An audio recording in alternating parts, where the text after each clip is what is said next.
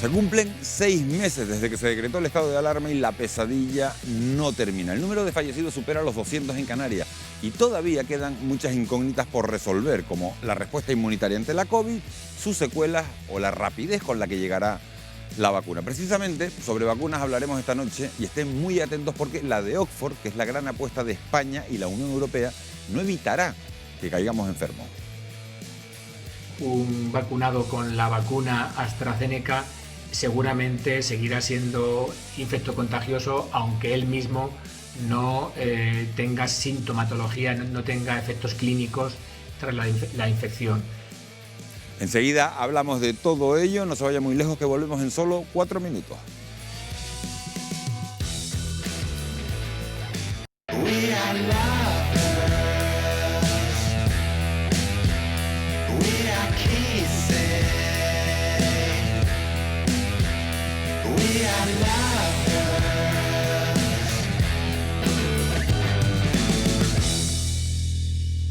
¿Qué tal? Buenas noches. Esta semana se cumplen 6 meses desde que se decretó el estado de alarma en España. Medio año de aprendizaje permanente en el que los ciudadanos hemos pasado, fíjense, de aplaudir de forma solidaria desde los balcones a mirar con recelo a todo el que se salta las normas sanitarias.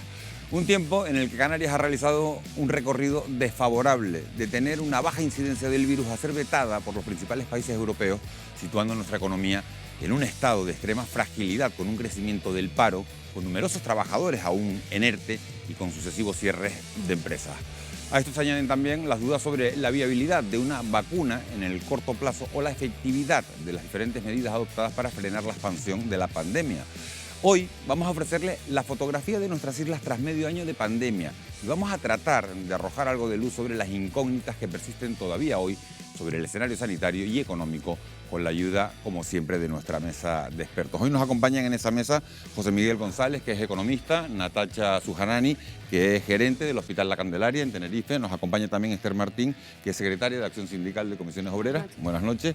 Y José Luis Arocha, que es epidemiólogo y que, bueno, repite por segunda semana consecutiva. Gracias por estar aquí a los cuatro, por habernos acompañado. Desde el mes de marzo, la pandemia ha dejado en Canarias más de 11.300 contagios y 209 fallecidos a causa de la enfermedad. Después de un verano en el que se han disparado los nuevos positivos, la situación, Wendy Fuentes, muy buenas noches, parece que comienza a estabilizarse. Así es, muy buenas noches, Miguel Ángel, muy buenas noches a todos. Precisamente esa tendencia tiende a estabilizarse. Si el pasado 4 de septiembre alcanzábamos en Canarias el pico de nuevos contagios con 383 positivos en 24 horas, los últimos días marcan una tendencia decreciente, registrando cifras que ya bajan de los 200 casos al día. Aún así, no podemos bajar la guardia. Hoy se han registrado 180 contagios, con lo que el número de casos activos en las islas se sitúa en 6.562, de los que 256 están hospitalizados y de ellos 56 están en UCI. El número de fallecidos desde que comenzó la pandemia en el archipiélago se sitúa en 209, de los que 18 se han contabilizado en esta última semana. La tasa de contagios sigue siendo mayor en la provincia oriental. En Lanzarote es de 175 por cada 100.000 habitantes durante la última semana y en Gran Canaria de 183, lo que conlleva que en ambas islas se mantenga el cierre de bares y restaurantes a las 12 de la noche y la prohibición de reuniones con más de 10 personas. Como nota positiva, esta semana en El Hierro la tasa de incidencia del virus ya ha bajado de los 100 casos por cada 100.000 habitantes y se sitúa en menos de 37, lo que permite que a partir de mañana se levanten algunas de esas restricciones. Pero esta tendencia no debe servir para que se produzca un nuevo relajamiento en el resto de las islas. De hecho, la tasa de incidencia del virus en Fuerteventura es de 83 casos, muy cerca de los 100 por cada 100.000 habitantes. Una situación que implicaría restricciones más duras. En La Gomera, la situación se mantiene estable con una incidencia de 19 por cada 100.000 habitantes durante la última semana. algo similar a lo que ocurre en la isla de La Palma, donde la cifra es de 27, y cerramos este recorrido en Tenerife, que presenta una tasa de 36 casos por cada 100.000 habitantes en los últimos 7 días. Una cifra que, aunque es baja, supone un aumento del 16% respecto a la semana anterior. Como ven, los datos muestran cierta contención de la pandemia, aunque estamos muy lejos de poder relajarnos. Y precisamente este es el mensaje con el que quiero terminar este informe, a pesar de esa estabilización de la tendencia de los casos. Miguel Ángel. Sí, no podemos bajar la guardia, y le quería hacer la primera pregunta al epidemiólogo de la mesa. Aunque se contiene la situación, José Luis, en Canarias, vemos una evolución bastante dispar por islas. Estamos hablando de un índice de contagios de 183 por cada 100.000 habitantes en la isla de Gran Canaria, frente a los 34 de la isla de Tenerife. ¿Hay alguna manera de explicar ese dato tan dispar, esa diferencia tan grande? El histórico del brote desde su inicio. En la medida que va subiendo y llegas a un determinado nivel, posteriormente luego la bajada va a ir en relación con esos casos iniciales. Es decir, si se descontrola, por decirlo de alguna manera, el brote y va subiendo, luego la tasa no va a bajar de golpe de 200, no va a bajar de golpe a 30. Ahí lo que más importa, lo que realmente tenemos en cuenta desde el punto de vista científico, es la tasa de reproducción, o lo que se conoce como el índice de reproducción, que es que cuántas personas están infectadas con capacidad para contagiar, y que en la medida en que va bajando el índice de que por cada contagiado con capacidad de contagiar aparece menos del número de los que tenemos, el ratio bajará por debajo de 1. Esto es lo que quiero decir, que en Canarias ese índice es menor de 1. Ahora mismo es menor de 1. ¿Eso qué es lo que quiere decir? Que aunque tengas muchos en Gran Canaria o en Lanzarote y menos en El Hierro o en La Palma, globalmente el índice, y además por islas, el índice va bajando por debajo de 1, lo cual quiere decir que estamos conteniendo, que hemos llegado a la meseta de contagio y que está bajando.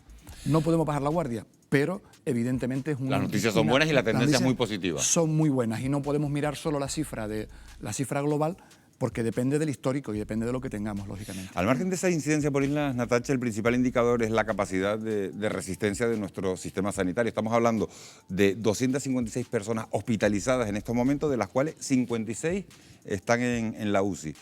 En los hospitales aumenta la preocupación, pero ¿qué pasa con la atención primaria?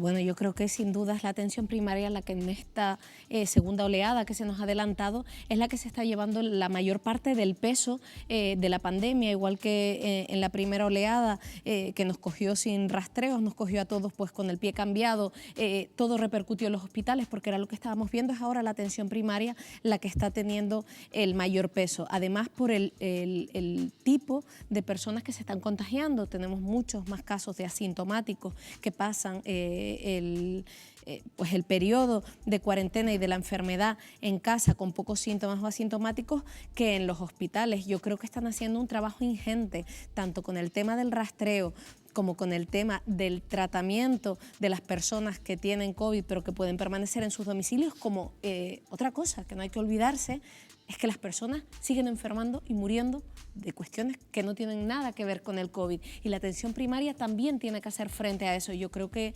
tienen un reto tremendo, más ahora con la apertura de los centros escolares y la vuelta a la escuela, y preocupa un poco también la fatiga y el cansancio que puedan llegar a acusar pues los compañeros y los profesionales ante esta situación. Pero, Natacha, ¿está saturada la atención primaria?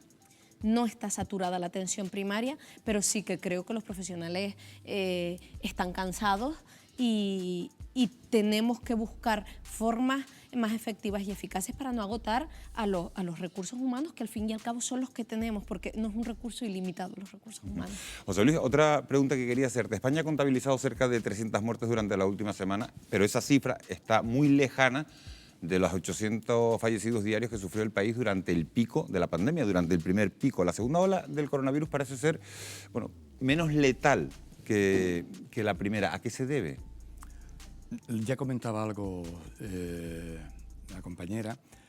Tiene que ver también con el perfil de personas contagiadas. Ahora mismo la mayoría de las personas que se contagian son más jóvenes.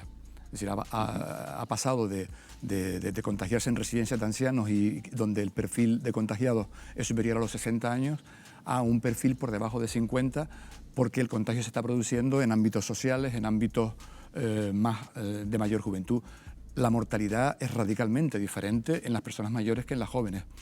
Y un mayor cuidado también y mayor vigilancia en residencias de ancianos, un mayor control de todo ese proceso y un desplazamiento hacia la juventud determina que los casos sean relativamente, que percibamos que son menos graves. Pero en los ancianos en los que se está teniendo problemas y en los adultos que tienen problemas o que tienen complicaciones, estamos ahí, o sea que no podemos, lo que decimos, no podemos bajar la guardia.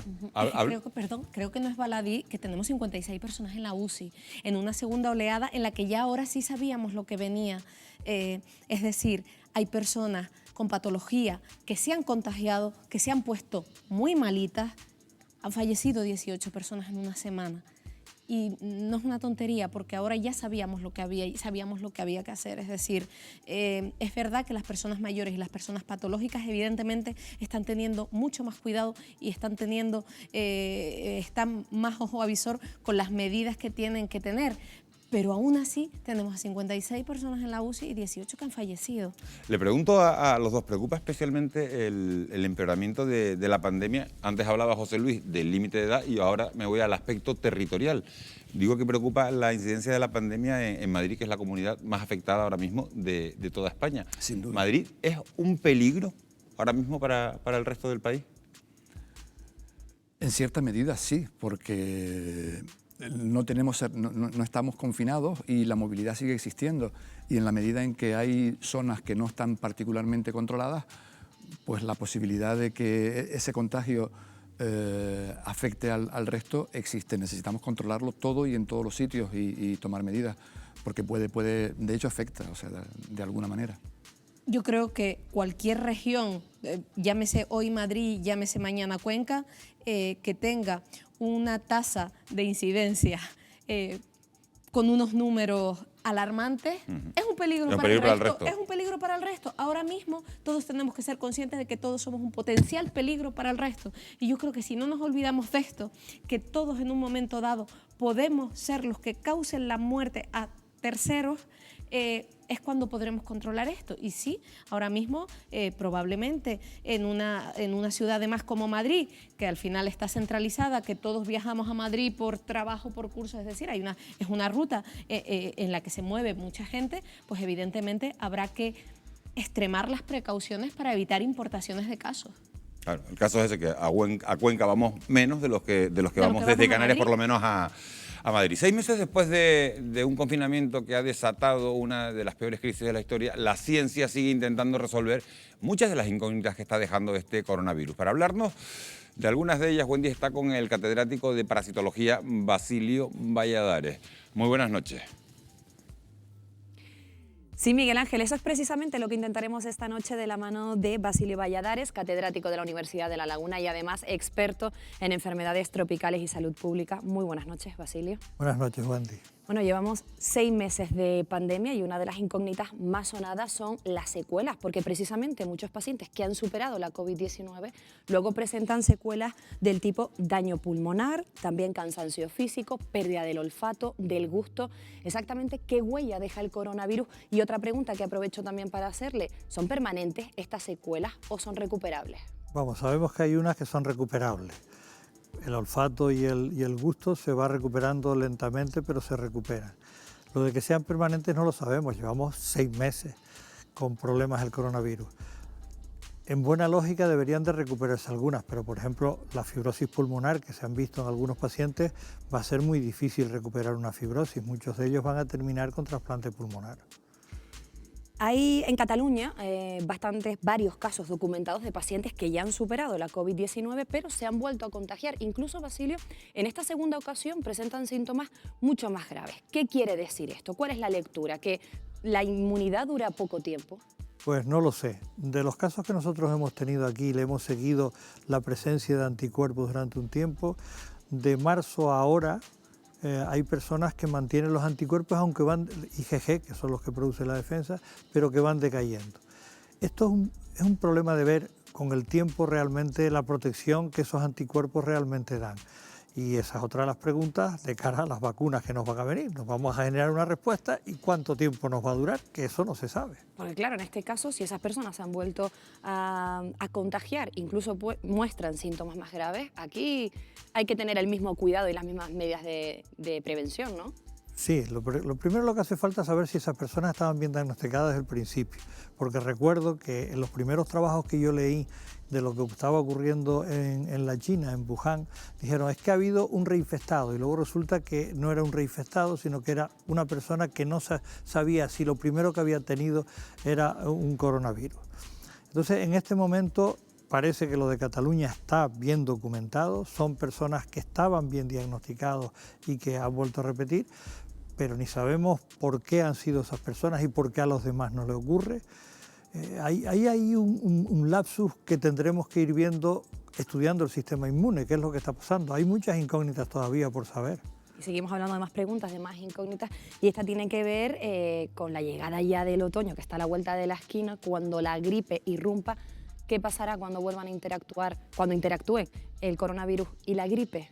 Bueno, en general cuando hay una suma de dos virus pueden haber complicaciones.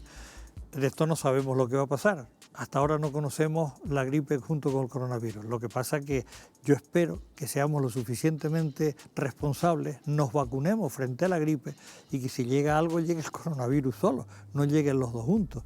Porque podemos separarlos, es decir, hay ya vacunas para la gripe, dentro de nada ya vienen, debemos de vacunarnos.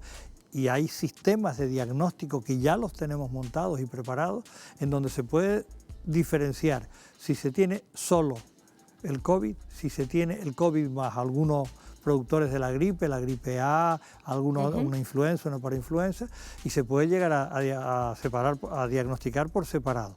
Ahora, las consecuencias clínicas, si están los dos juntos, habrá que ver qué es lo que ocurre. Precisamente ahí, quizás usted recomienda que las personas con mayor riesgo se vacunen de la gripe. Vamos, este año nos tenemos que vacunar todos, y sobre todo los que pasamos de 60 años, todos. Yo aconsejaría que incluso a gente de menos edad, porque lo mismo que al principio se veía que solo afectaba de forma importante y con clínica grave a gente mayor, se está viendo que hay alguna gente de 30 y 40 años que están teniendo problemas, que están teniendo fibrosis pulmonar, y la frase de un chico de 19 años que dijo estoy viviendo en un cuerpo de un viejo es tremendamente patética, es grave. Nos queda poco tiempo, Basilio, pero también quería preguntarle, la carrera por encontrar una vacuna efectiva pues se acelera bastante, sin embargo, no se habla tanto de la investigación de los fármacos. ¿Está más cerca un fármaco contra el coronavirus? ¿Podría llegar incluso antes que la vacuna? Eso es lo que yo pensaba al principio, pero ahora no. Ahora estoy casi seguro de que va a llegar las vacunas, no sabemos con cuánto grado de protección, y hay como 3.000 moléculas distintas intentando probarse para el tratamiento, pero de un arsenal descomunal que teníamos en el mes de febrero y marzo, nos hemos quedado con el Remdesivir nada más. Lo demás son tratamientos paliativos, es decir, tratamientos contra el virus todavía no tenemos, y el Remdesivir no es un buen tratamiento, es un tratamiento que mejora, que va contra el virus, pero que mejora un poco nada más. Nos quedamos con estas respuestas, con la llegada de la vacuna y también con esa recomendación para que las personas de mayor riesgo se puedan vacunar contra la gripe. Muchísimas gracias por acompañarnos esta noche, Basilio Valladares, y con este mensaje precisamente, Miguel Ángel, nos quedamos. Bueno, una de las incógnitas, Natacha, sigue siendo la fecha en la que vamos a tener un fármaco efectivo para tratar el coronavirus. ¿En qué hemos avanzado, Natacha, en estos últimos 6 meses? Hemos avanzado en cuanto a un tratamiento efectivo para el coronavirus en el descarte, es decir, sabemos qué cosas nos sirven, que pensábamos que servían. La realidad es que nos quedamos, como bien decía el doctor Valladares, con el Remdesivir, que no es ni mucho menos un fármaco milagroso, que es un fármaco reservado para pacientes que están en estado grave, y que el único tratamiento que ha demostrado efectividad al 100% es la prevención, es decir, la distancia, el lavado frecuente de manos y el uso de mascarilla. Nuestras esperanzas están puestas sobre la vacuna, que realmente es la que va a marcar la diferencia entre la situación que tenemos ahora y el cambio a una normalidad real, por así decirlo. Hay 3 vacunas, como ya sabemos, que son las que están ahí pujando para salir en cuanto antes, que son la de Oxford, la de Moderna de Estados Unidos y la China.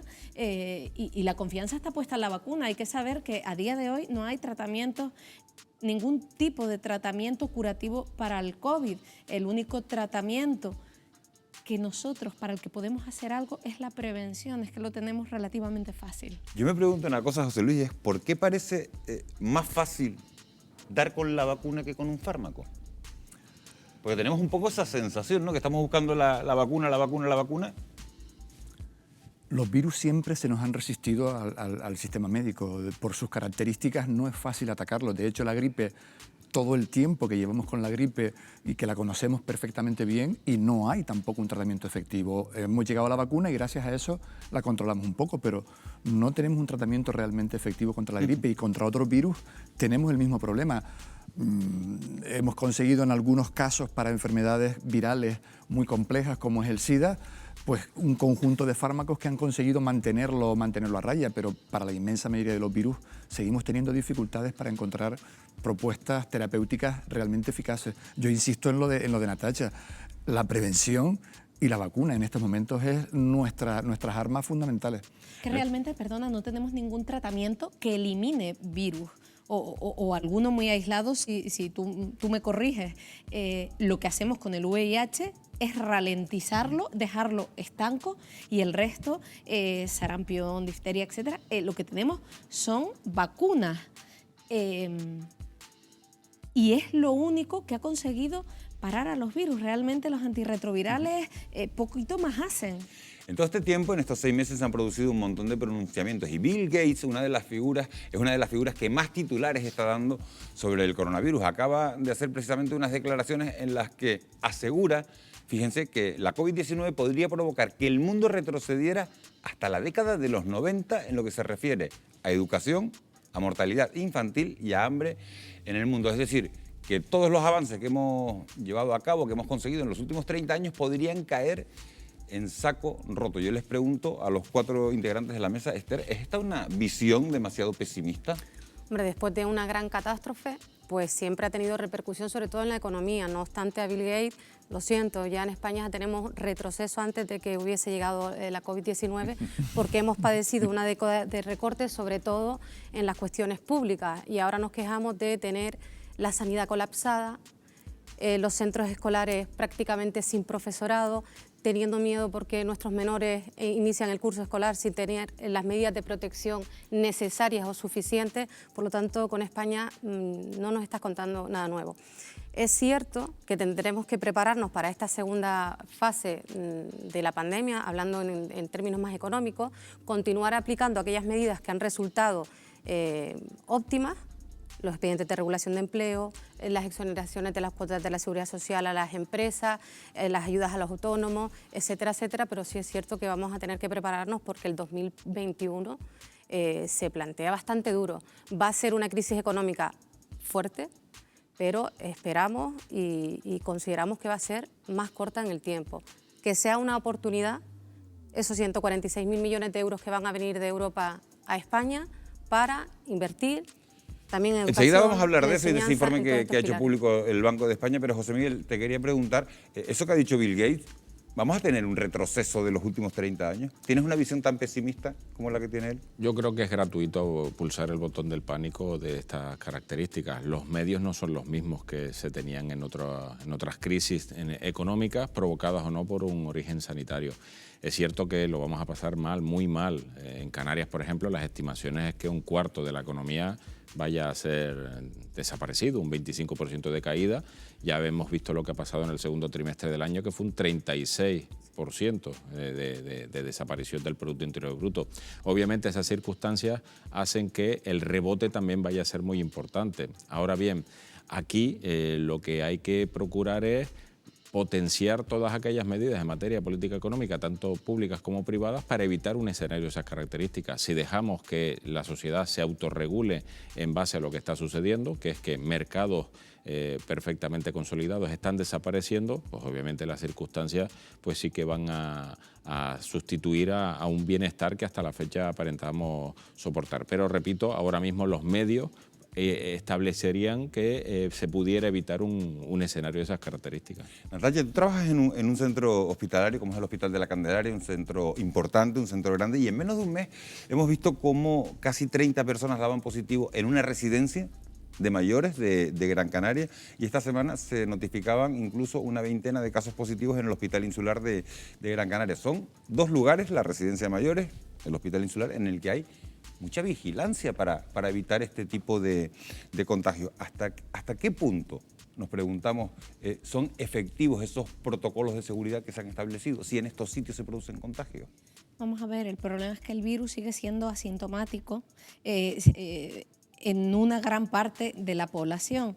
Y es verdad que a veces se da lugar al relajamiento de determinadas medidas. No puedes impedir que familiares entren. Por mucho protocolo que sigas, no siempre todo el mundo sigue de manera tan rigurosa los protocolos. Los contactos han aumentado. Sí es verdad que tenemos que seguir examinando los circuitos y ser extremadamente delicados en reparar inmediatamente aquellas zonas donde podamos ver que puede haber algún tipo de solución de continuidad donde se esté colando esto. Pero yo creo que los sistemas de seguridad funcionan, yo creo que se están haciendo las cosas bien, pero que es verdad que continuamente tenemos que seguir reevaluando, porque es verdad que todas las situaciones van cambiando y los escenarios son diferentes. No es el mismo escenario el que tenemos ahora que el que teníamos en marzo o en abril cuando el confinamiento. Ahora la gente está entrando a los hospitales porque tampoco podemos dejar que la gente esté falleciendo sola porque su familia no puede entrar a verlos. Estamos viviendo auténticas situaciones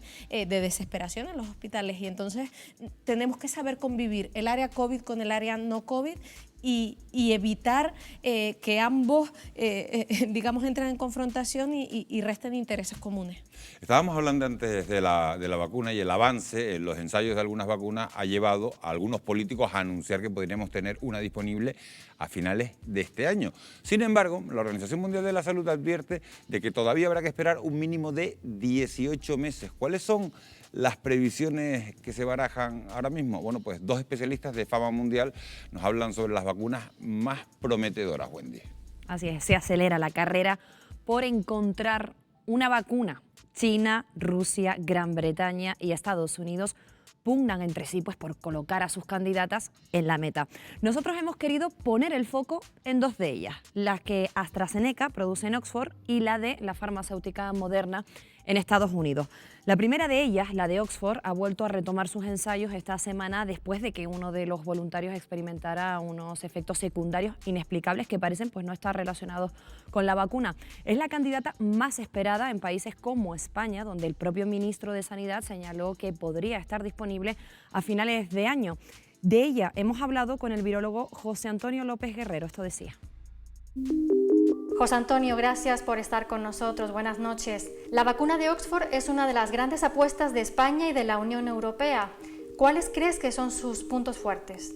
La vacuna de la Universidad de Oxford AstraZeneca está bastante avanzada, ha mostrado eficiencia en modelos animales, aunque no ha evitado la transmisión del virus y actúa igual en humanos. Cabría esperar que inhibiera los efectos, que nos protegiera de los efectos clínicos, pero no así de la transmisión del virus. También ha presentado algún problema durante la fase clínica 3, aunque según los responsables de la compañía no tendrían por qué estar relacionado directamente con el proceso de vacunación y el proceso de fase clínica 3 de momento sigue su curso. Tras un breve parón se han retomado los ensayos, pero ¿cree que estará disponible a final de este año tal y como prevé el Ministerio de Sanidad? Es una vacuna que cabría esperar que estuviera, si no hay ningún otro problema durante sus ensayo clínico 3 y posteriores valoraciones, que estuviera ya no en Navidad, como se anunciaba al principio, como el propio ministro de Sanidad comentó, sino seguramente a lo largo, yo diría, a lo largo del próximo 2021, a finales quizás, o incluso pudiera ser, según dice la OMS, que al principio, a comienzo de 2022. Muchos ciudadanos se preguntan si cuando llegue la vacuna tendremos que seguir utilizando la mascarilla o podremos prescindir de ella. ¿Qué va a ocurrir? El hecho de que en modelos animales la vacuna no sea capaz de impedir la transmisión del virus y se comporta así también en humanos, deja claro que no nos evitará tener que llevar la mascarilla, al menos hasta que un porcentaje muy elevado de la población, por una infección natural o bien por la propia vacuna, más del 60-70%, aunque hay controversia con estos datos, estén o bien vacunados o bien inmunizados de forma natural, porque, como digo, un vacunado con la vacuna AstraZeneca seguramente seguirá siendo infectocontagioso, aunque él mismo no tenga sintomatología, no tenga efectos clínicos tras la infección. Por lo tanto, el uso de la mascarilla seguramente nos acompañe mucho tiempo hasta que nos vayamos inmunizando, el virus vaya perdiendo virulencia, adaptándose a nosotros, o que cualquier otra de las vacunas que sí parecen que bloquean la replicación del virus lleguen con efectividad al mercado. Muchas gracias, José Antonio, por estar con nosotros esta noche. Ya lo han escuchado y ahora nos vamos hasta Estados Unidos, donde se ultiman los ensayos con la vacuna de Moderna. De momento los resultados son muy prometedores. Conocemos más detalles de la mano del virólogo García Sastre, que nos atendió desde Nueva York. Doctor Adolfo García Sastre, profesor de microbiología en el Hospital Montesina de Nueva York, muy buenas noches. La vacuna es ahora mismo la principal esperanza para controlar la pandemia. ¿En qué punto se encuentra la que está desarrollando Moderna? Bueno, Moderna, como algunas otras más, se encuentran en lo que se llama fase 3. Eso quiere decir que se están haciendo los últimos ensayos con grupos grandes de gente, en las cuales hay un control que está vacunado y un control que no tiene placebo, no está vacunado, para buscar posibles efectos adversos en los vacunados de la vacuna. Y para ver también cuánto es la capacidad de protección, es decir, cuánto es el número de contagios que existen en un grupo con respecto al otro, así como cuánto es el número de enfermedad severa que existe en un grupo con respecto al otro. Los datos inicialmente indican que está habiendo una buena respuesta en todos los grupos de edad, incluidos los mayores, que siempre son los que más pueden preocupar. Evidentemente son buenas noticias y hablan de que el desarrollo va por buen camino. Sí, yo creo que son todas, ¿no? Puede que haya resultados más rápidos con una que con otra, y eso va a depender del número de infecciones que haya en los sitios donde están haciendo los ensayos clínicos.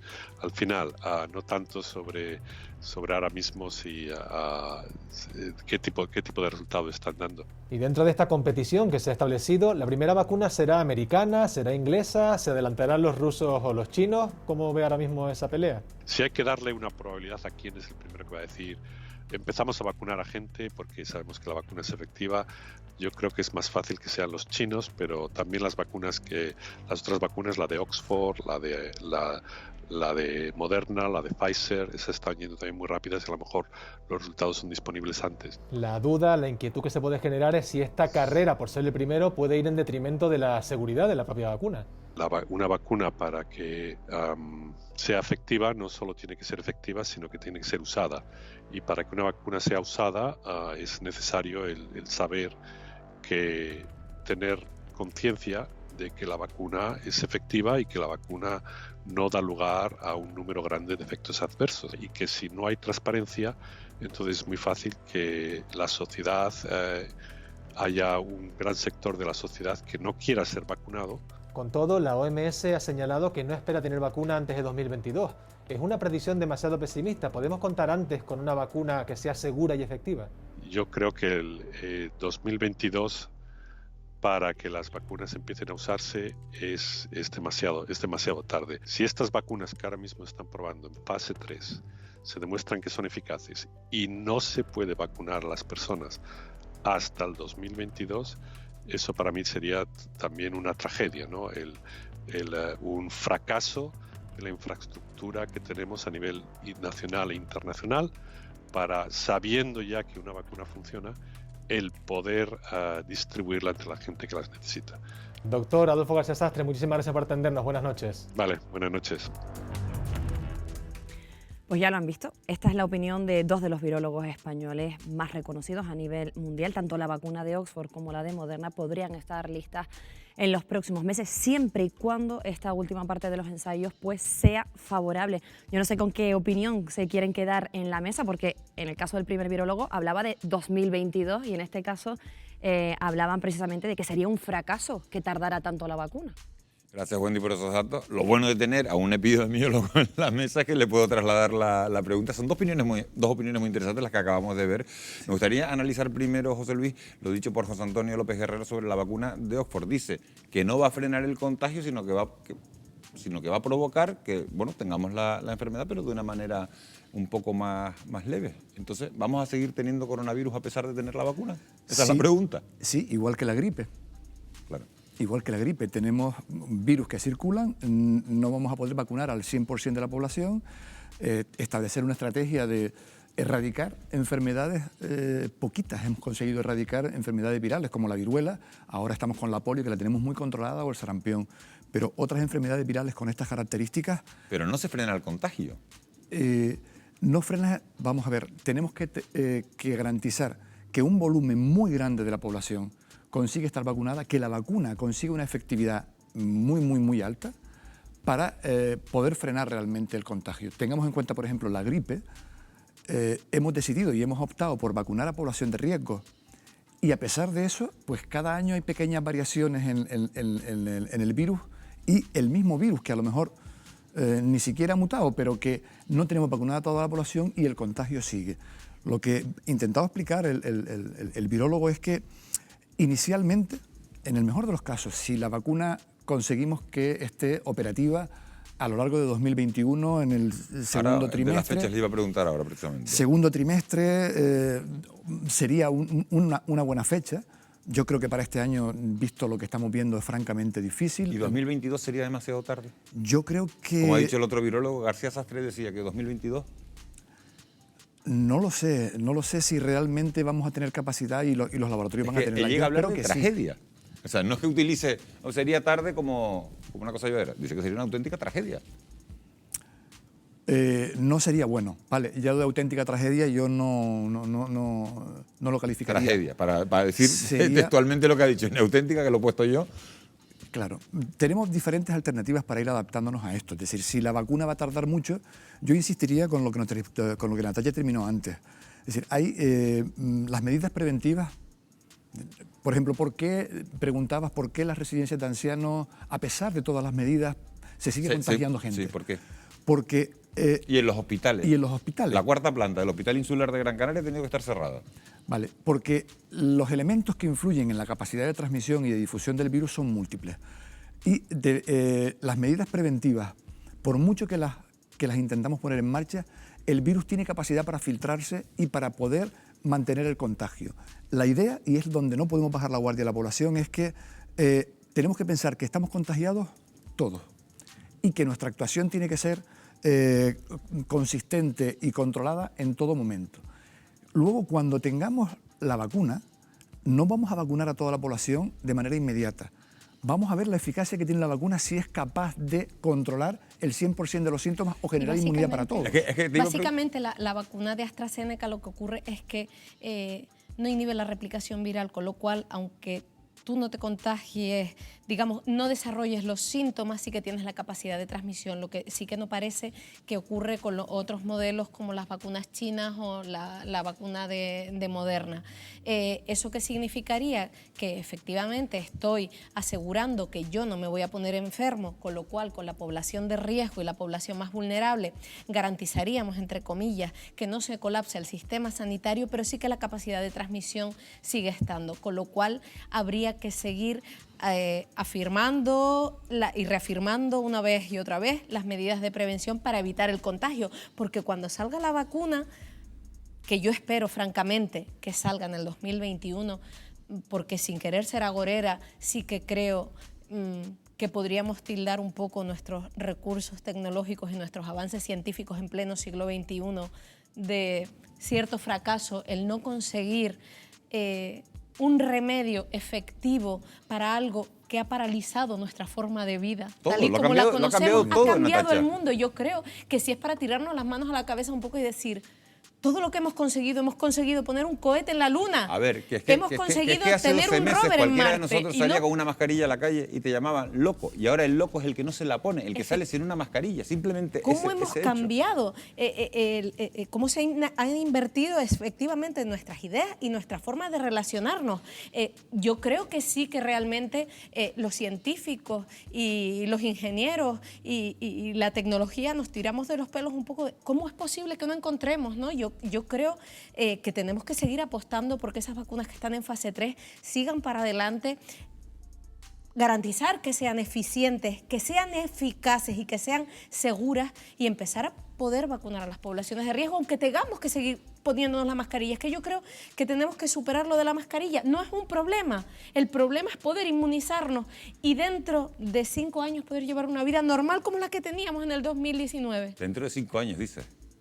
Pues a lo mejor tenemos que llevar la mascarilla 5 años, no lo sé, ojalá que no, pero realmente creo que ahora mismo debería ser el menor de nuestros problemas. Una pregunta que te quería hacer, hemos visto, antes hablabas de cierta relajación incluso en centros como puede ser un centro de mayores o como puede ser un hospital. Hemos visto como un porcentaje de la población natal se ha saltado las normas sanitarias que se han impuesto hasta la fecha.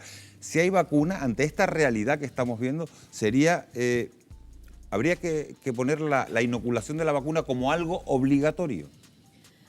Ahí entramos en un debate más ético-moral que se enfrenta con el derecho individual con el derecho de todos. Yo creo que hay determinadas enfermedades, el sarampión, como nombraba antes el compañero, estaba prácticamente erradicado. Y por determinados sectores que han elegido no vacunarse hemos tenido brotes de sarampión. Por ejemplo, en Italia la situación hace un par de años fue terrible, una enfermedad prácticamente erradicada. Yo creo que debido a la gravedad se tendrían que articular mecanismos para asegurar que la vacunación llegara a toda la población posible, a no ser que haya alguna contraindicación médica que lo impida. Pero yo, viendo las repercusiones de esto, yo creo que la salud del colectivo se tiene que imponer. ¿Obligatoria o no? Obligatoria ahora mismo, poca vacuna. La libertad individual está primando sobre esto, pero estoy de acuerdo con Natacha, tenemos que buscar la manera de tener la máxima difusión posible. Fíjate que, por ejemplo, lo que comentas del sarampión, a pesar de tener un efecto rebaño, el bajar la guardia y la lucha que están haciendo fratricida y loca de los antivacunas han conseguido que muchísima gente no se vacune y han empezado a aparecer enfermedades que teníamos prácticamente erradicadas. No es bueno, no es bueno. Otra cosa es, vamos a ver qué pasa con estas vacunas, es decir, porque la eficacia que tienen unas y otras puede ser diferente y hay matices importantes. No había querido entrar en temas técnicos, pero hay matices que pueden hacer que sea más eficaz o menos eficaz en la transmisión y en el control. Yo creo que a priori, y por lo menos en los primeros años, por eso hablaba de un periodo largo, no vamos a conseguir vacunar a la mayoría de la población y no vamos a conseguir inmunidad. Fíjate que hay gente que a pesar de vacunarlos, a lo mejor no consiguen inmunizarse al 100% y van a seguir teniendo la capacidad para contagiarla. Y eso evidentemente deberíamos tenerlo en cuenta. ¿Obligatoria? ¿No obligatoria? Un debate, como decía Natacha, un poco controvertido. Es un debate social, más que epidemiológico, es social. Epidemiológicamente estaríamos encantados, pero socialmente habría que verlo. Pero también aquí entran muchas cosas como la capacidad que tiene el sistema de soportar esta carga durante cuánto tiempo, ¿no? Claro. Yo creo que tenemos que tener varios factores en la mesa para plantear este debate que no solo desde el punto de vista ético y moral, es que hay muchos factores que influyen aquí. Vamos con otro asunto del coronavirus, nos afecta a todos, pero la COVID-19 también afecta de manera singular al colectivo de personas discapacitadas, levantando pues nuevas barreras que afectan a miles de personas en este archipiélago. Han sido 6 meses especialmente duros para todos ellos. El coronavirus ha impuesto nuevas barreras para miles de canarios que tienen algún tipo de discapacidad. Derribar algunas de ellas depende de nosotros. Desde PREDIF estamos denunciando que algunas de las medidas tomadas para favorecer la llamada nueva normalidad y la protección frente al COVID-19 se han olvidado de mantener criterios de accesibilidad, que son los que permiten a las personas con discapacidad disfrutar en igualdad de oportunidades de los bienes y servicios tal como contempla la ley. En las islas hay más de 85.000 personas con problemas de movilidad y un 36% de ellas utiliza silla de ruedas. Ciertas medidas aplicadas para controlar el virus han limitado sus movimientos.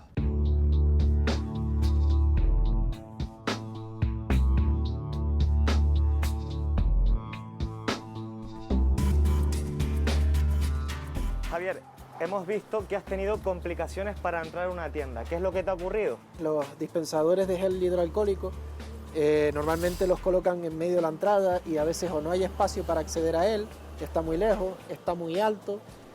Algunos usan el pie y nosotros no podemos utilizar, no podemos pisar ni con la rueda, no tenemos forma de acceder al gel hidroalcohólico, pero son muchas las cosas que se han implantado con la nueva normalidad, con el COVID, que nos afectan en cuanto a la accesibilidad. ¿Y con qué otro tipo de barreras te has podido encontrar, Javier? Pues, por ejemplo, en cafeterías, los avances que han creado para crear por fuera una terraza, pues no son accesibles, o utilizan la acera y ponen un vallado, no podemos acceder a las mesas. La COVID-19 también ha levantado barreras en la comunicación. Lo saben muy bien las personas con discapacidad auditiva, que han visto cómo el uso de las mascarillas dificulta que puedan leer los labios, un impedimento para el que algunos ya han buscado solución. Belén, tú tienes dificultades de audición y con esto de las mascarillas te has encontrado con problemas a la hora de comunicarte, ¿no? Sí, la verdad es que sí, porque como ahora todo el mundo va con la cara tapada y yo me apoyo mucho en la lectura labial, pues me cuesta mucho comunicarme. Pero han surgido iniciativas empresariales nuevas y han creado una mascarilla con la parte de delante transparente. Bueno, Elsa, tú eres la propietaria de esta tienda, la que has promovido esta iniciativa. ¿En qué consiste? Esto surgió a raíz de un día que, bueno, un momento un poco incómodo que vivimos aquí en el local, en la tienda, con amigos míos que son sordos, que bueno, que me decían que se sentían muy mal, muy enfadados porque no podían entenderme. A raíz de ese momento, pues pensando y buscando pues información en internet y demás, pensamos que se podía fusionar una mascarilla normal con una visera. ¿Te parece si vamos a alguno de los establecimientos de la zona para poner a prueba esta mascarilla? Perfecto, vamos. Adiós. Adiós, gracias. Hola Maggie, ¿qué tal? Buenos días. Hola, buenos días. ¿Cómo estás? Muy bien. ¿Qué tienes Aquí. hoy de bocadillo? Mira, tenemos el campestre, el vegetal, tienes el de solomillo. Mantener la distancia social y evitar situaciones de riesgo es una obligación moral para cualquier ciudadano, pero las personas invidentes tienen dificultades para detectar este tipo de peligros. Sandra, nos encontramos en una plaza muy transitada. ¿Cómo hace una persona invidente para poder controlar esa distancia de seguridad o que las personas que pasan a su alrededor llevan o no mascarilla, por ejemplo? Pues mira, Pablo, lo tenemos muy complicado. Tú échate la cuenta de que tienes los ojos cerrados y ¿qué haces? Hay muchas aceras que son estrechas, no son amplias, y se nos plantea esa situación que puede venir otra persona caminando, no lo sé. Y cuando lo sé, cuando pasa a mi lado, ¿no?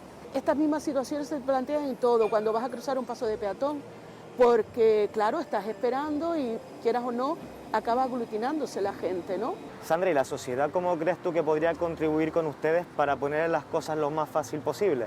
Dirigiéndose a nosotros sin tener que acercarse con la propia voz, saludar y decir si necesita apoyo en algún sentido. Es solo concienciación ciudadana, básicamente. Esta situación de pandemia para las personas con discapacidad nos ha situado en un proceso de vulnerabilidad importante, mucho mayor que el que veníamos padeciendo hasta antes de la situación de pandemia, ¿no? Nosotros lo que necesitamos es que se refuerce el compromiso por parte de todas las administraciones en tener en cuenta el factor discapacidad en todas las medidas, decisiones, leyes. Lo que no nos gustaría es que esta situación de pandemia aumentase la brecha existente de desigualdad entre las personas con discapacidad y las personas que no tienen discapacidad. Una buena parte de las personas con discapacidad ya tenían limitada su actividad antes de esta pandemia por culpa de las barreras arquitectónicas, por lo que no podemos permitir que ahora el coronavirus añada nuevos obstáculos que dificulten a estas personas convivir con su nueva normalidad. Bueno, pues una vez más vemos cómo se hacen las normas y después hay que adaptarlas para las personas con discapacidad. ¿Creen que el coronavirus va a poder cambiar esta forma de hacer las cosas, pensar antes? Yo creo que el coronavirus, como en otras tantas cosas, ha puesto en evidencia los fallos del sistema. Y está claro que nuestra sociedad ha vivido mucho tiempo, demasiado tiempo, de espaldas a la discapacidad. Y llevamos un retraso tremendo en cuanto a accesibilidad, en cuanto a barreras de todo tipo, no solo arquitectónicas, sino sociales, educativas, de toda índole. Y el coronavirus las pone una vez más en evidencia. Y sí que me preocupa las repercusiones que pueda estar teniendo sobre un colectivo ya de por sí muy vulnerable en los accesos a los servicios públicos, pero también a nivel psíquico y emocional. Yo pienso Lo que pasa siempre... es que parece, Natacha, que nos damos cuenta siempre Siempre después, más tarde. nunca antes. Porque todavía no estamos concienciados. Yo creo que nos queda mucho camino para concienciarnos en que la discapacidad va de la mano con nosotros y no viene detrás. Es que siempre ellos van a la cola y no los ponemos al lado, porque no es cuestión tampoco de ponerlos delante, pero sí de ponerlos al lado. Y hasta que no abramos los ojos a ver al lado a la persona que tiene una discapacidad, no vamos a avanzar todos juntos. Pues está bien que vayan esas personas al lado, de la mano. Estamos hablando del coronavirus, de los 6 meses que han transcurrido desde que se decretara el estado de alarma. Hemos hablado de la parte sanitaria y nos vamos a hablar ahora de la parte económica, de esas incógnitas que mantienen en vilo a buena parte de la sociedad canaria. Lo vamos a abordar enseguida, toda esa parte económica, en tan solo unos minutos, justo después de la publicidad. Volvemos enseguida.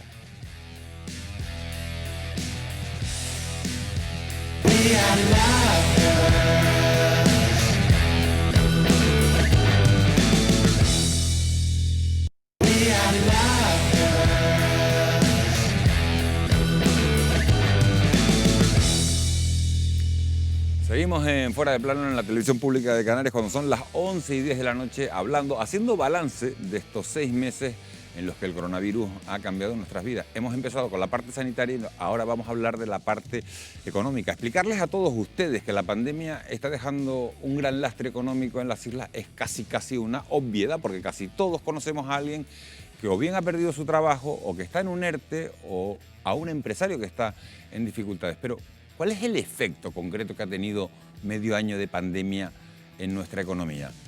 Wendy, tú tienes los datos. Cuéntame. Vamos a verlo, precisamente. Es decir, es cierto eso, todos conocemos a alguien que está en un ERTE y que su empleo está directamente relacionado con el turismo. Muy atentos, así está el panorama económico en Canarias, que sufre con intensidad los efectos de una crisis sanitaria que ha golpeado de lleno a la economía debido a nuestra dependencia del turismo, la hostelería y el comercio. Entre marzo y junio, el Producto Interior Bruto en las islas sufrió un descenso del 36% comparado con el mismo periodo del año anterior, una caída 14 puntos mayor que la media española, que se situó en un 22%. Además, las previsiones del Gobierno de Canarias son pesimistas, ya que prevé cerrar el año con un desplome del 20% en el PIB frente al 12,6% que se espera en el conjunto del país. Desde el estado de alarma, las islas han sufrido una pérdida continua en las cifras de negocios en todos los sectores, lo que se ha traducido en el cierre de muchas empresas. A finales del año pasado había en Canarias casi 62.000 sociedades inscritas en la Seguridad Social, mientras que agosto ha cerrado con menos de 58.000, lo que se traduce en una pérdida de más de 4.000 empresas en pocos meses. Además, muchas de las que han conseguido mantenerse han tenido que prescindir de personal, provocando una caída de las contrataciones del 57%. Si entre enero y agosto de 2019 se firmaron más de 550.000 contratos, este año no llegamos a 315.000 reducciones de las contrataciones, que se refleja en las cifras del desempleo.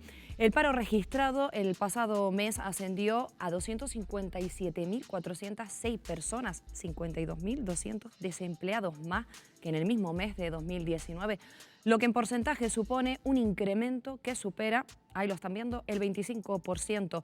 Por islas, el comportamiento en el aumento del número de parados ha sido muy diferente. En Lanzarote este incremento ha sido del 52% respecto a agosto de 2019. En Fuerteventura fue del 48%, mientras que Gran Canaria registró un 20% y Tenerife un 25%. El desempleo también se ha incrementado, aunque de forma más moderada. En La Palma y El Hierro, donde aumenta un 13%, y en La Gomera con un 12%. A esto, además, hay que añadir que desde principios de septiembre, 83.500 trabajadores canarios siguen afectados por un ERTE, lo que ha llevado a la COE a calcular que el 40% de la población canaria en edad de trabajar no lo está haciendo. Un panorama que provoca mayor presión sobre las arcas públicas, que deben afrontar el gasto del ERTE, las prestaciones por desempleo y figuras nuevas como por ejemplo el ingreso mínimo vital, que podrían solicitar más de 50.000 familias en Canarias. Nos preguntamos cómo pueden asumir las arcas públicas todos estos gastos. En estos momentos nos encontramos en una situación en la cual la deuda pública está creciendo como nunca hemos experimentado en España. Estamos en un 110% del Producto Interior Bruto Nacional. ¿Qué tres posibilidades tiene el Estado para reconducir esta situación? Está claro que nos enfrentamos a uno de los tres posibles escenarios. Es subida de impuestos, aumento de la deuda pública y reducción del gasto público. Cada uno de ellos obviamente tiene sus pros y sus contras. Al subir los impuestos, lo que ocurre es que las personas tenemos menos capacidad de gasto. Esto supone un empobrecimiento de las familias, lo cual implica menos consumo y menos movimiento de la economía. Un incremento de la deuda pública que de una forma u otra habrá que pagar, por lo que nos preguntamos si este escenario abre la puerta a una futura subida de impuestos. Hemos visto los datos, esta es la radiografía del panorama económico en Canarias. ¿Provocaría esto una subida de impuestos para sufragar todos estos gastos que tienen las arcas públicas? Te cojo el guante y la pregunta se la traslado al economista desde la mesa, un hombre que sabe de todo esto, José Miguel González. Como acabamos de ver, José Miguel, el pago de todas estas prestaciones va a disparar la deuda pública española hasta unos niveles nunca vistos. Una factura que todo indica que va a continuar durante un tiempo. ¿Va a haber que subir, como preguntaba Wendy, los impuestos sí o sí? No va a ser suficiente, es decir, aunque querramos subir impuestos, sobre todo los que se subirían son los de corte indirecto, llámese IVA, llámese IGIC, y no va a ser suficiente para pagar la factura que hay que abonar. Ahora mismo la deuda pública es una de las válvulas de escape muy importante. Ahora mismo está en el 110% del Producto Interior Bruto y se llegará al 130%. Es las medidas que más o menos se plantean en base a los compromisos futuros económicos que hay que devolver. Y por el otro, obviamente, está el gasto público. No se hable de reducción de gasto público porque si no cometeremos los mismos errores que en el pasado desde el punto de vista del desabastecimiento de una correcta provisión de bienes y servicios públicos, pero sí la reformulación del mismo con incrementos en la productividad de la propia administración. Es por ahora el sujeto que ha estado desaparecido en 2020, afortunadamente para ellos, pero ya se ha anunciado desde marzo que 2020 lo sufre la economía privada, 2021 aparte de la economía privada va a haber un agente como es la administración pública que también va a sufrir ese tipo de contracción. Te quería preguntar, Esther, que como es prioritario mantener estas prestaciones, estas ayudas, ¿eres partidaria de esa subida de impuestos, de esa hipotética subida de impuestos que podría llegar? Claro, pero tenemos que hablar de a quién le subimos los impuestos. O sea, una familia que prácticamente no puede asumir sus necesidades básicas, no le podemos seguir imponiendo un incremento de los impuestos. No obstante, el Gobierno tendrá que buscar el dinero.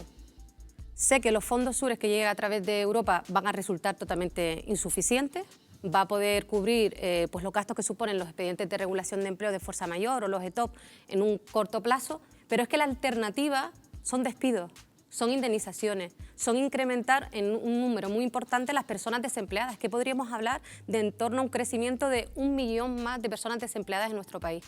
Cabe recordar que estas herramientas han resultado ser útiles, eficaces. Han permitido que 3,4 millones de personas en nuestro país no perdiesen sus puestos de trabajo. En nuestra comunidad autónoma, más de 250.000 personas trabajadoras siguen manteniendo sus puestos de trabajo. Y ahí es la línea que tiene que continuar aplicando el Gobierno.